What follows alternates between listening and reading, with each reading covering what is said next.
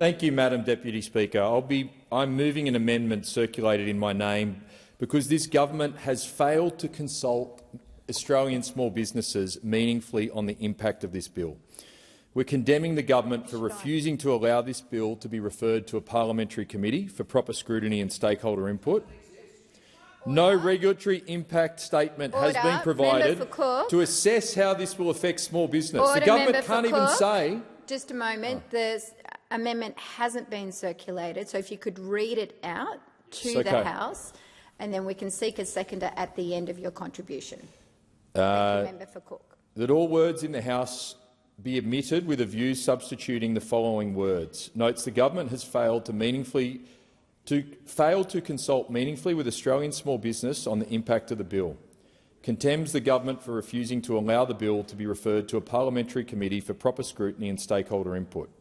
Expresses concern that no regulatory impact statement has been provided to assess how the bill will affect small business, employment and operating costs.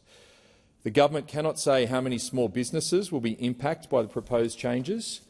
Key industry stakeholders, including the Australian Chamber of Commerce and Industry, the Australian Industry Group, the Australian Retailers Association, the Minerals Council of Australia, have warned the bill will undermine flexibility, increase compliance, complexity and reduce productivity, and calls on the government to immediately release a regulatory impact statement, publish modelling of the bill's economic and employment effects on small business, restore a clear consultation pathway for small business and stakeholders, and amend the bill to ensure the Fair Work Commission retains sufficient flexibility to approve award variations that enable higher pay and simpler conditions where supported by both employers and employees. And just clarify, Member for Cook, this is an amendment to the amendment moved by the member for Wentworth. That is correct. Correct. Proceed.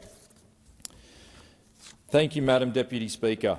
Because of this failure of consultation, because this government has failed to get proper scrutiny or proper input, because there has been no regulatory impact statement to assess what the impact will be on small business, it is no surprise that under this government over 6,000 companies went into external administration in my home state of New South Wales. It's because of this failure to consult small business. I see this every day in my electorate at Cook, this failure to consult and what's happening.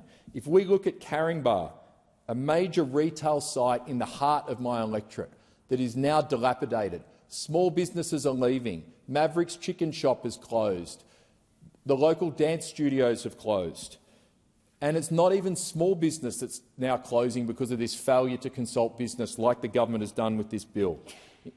For example, we have had a former Franklin supermarket purchased by Aldi that has been closed for 11 years. 11 years. They cannot open that, and every day it is getting worse and worse. 6,000 closed just last financial year alone. Now, we need a regulatory impact statement because otherwise we won't know what the cost to small business will be. But this government does not care about the cost to small business. They're just riding roughshod over the process. No transparent economic modelling. And I'll take the interjection because this man has done a lot of modelling. He modelled the energy prices and he couldn't model those either.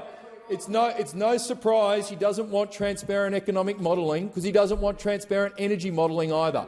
They don't believe in transparent modelling because it might say something that they don't like. They know how to rig it. They know how to say it'll give you $275 off your energy bill, but they don't know how to do it properly. They haven't had real consultation with those who carry the payroll. And flexibility. There's no flexibility because the Fair Work Commission can still award variations when both workers and employers agree to higher pay for simpler terms. These aren't radical demands. These are good governance and good process that respects small business.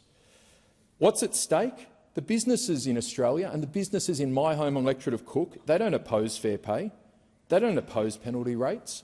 They support their workers. They know the value of loyalty and hard work.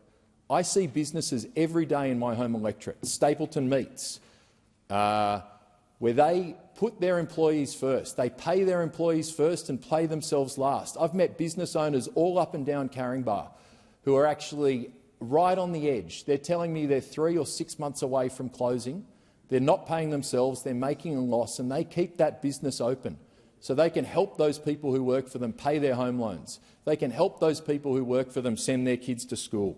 But these people feel left out of the conversation. They oppose this legislation. They oppose the complexity being heaped on their shoulders at a time when margins are shrinking and survival, not expansion, is the only goal. Small businesses are shrinking. Madam Speaker, the small businesses in my electorate aren't asking for favours. They're just asking for fair process. They just want to be consulted.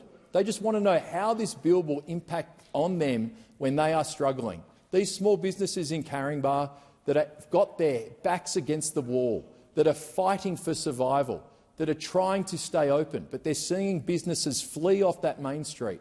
And I call on this government, this Labor government, I call on the Labor state government, and I call on the Labor council in the Sutherland Shire to actually listen to them, listen to their pleas for help, and I hope you'll listen to this amendment. Let's avoid another Caringbah-style example of this government getting its way instead of enabling process that allows small business to be heard. Let's pass this amendment and give our small business a voice, not just a verdict. Thank you, Madam Deputy Speaker. I now have the amendment.